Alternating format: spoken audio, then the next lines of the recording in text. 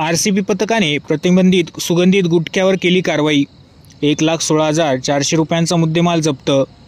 पुसद तालुक्यात आज दिनांक 5 मार्च 2025 रोजी आरसीबी पथकाने प्रतिबंधित सुगंधित गुटख्यावर कारवाई करत 1,16,400 रुपयांचा मुद्देमाल जप्त करून दोन्ही आरोपींना अटक करण्यात आली आहे।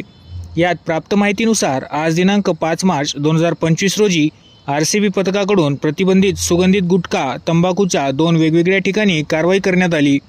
या कारवाईत मुंगशी येथे शालिकराम रामजी आडे यांच्या घरात प्रतिबंधित सुगंधित गुटखा असल्याची माहिती आरसीबी पथकाला मिळाल्यानंतर सदर पथकाने मुंगशी येथे जाऊन त्यांच्या घरातून प्रतिबंधित सुगंधित गुटखा अंदाजे किंमत 41,504 रुपयांचा मुद्देमाल जप्त करण्यात आला।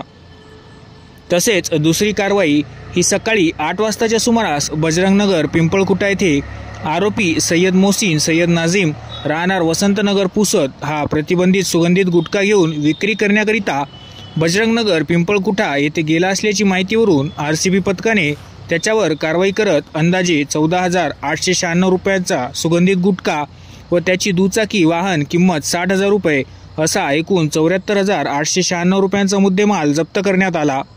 सदरची दोन्ही कारवाई ही माननीय जिल्हा पोलीस अधीक्षक श्री कुमार चिंता यांच्या आदेशानुसार व उपविभागीय पोलीस अधिकारी श्री हर्षवर्धन बीजे यांच्या मार्गदर्शनाखाली आरसीबी पथक अभिजित सांगळे, सौरभ लोखंडे, तुळशीदास आमटे, नेहा चव्हाण, पराग निर्नाळे, इरफान अगवान, मुरलीधर पांडुळे, संदळी चहांडे यांनी पार पाडली।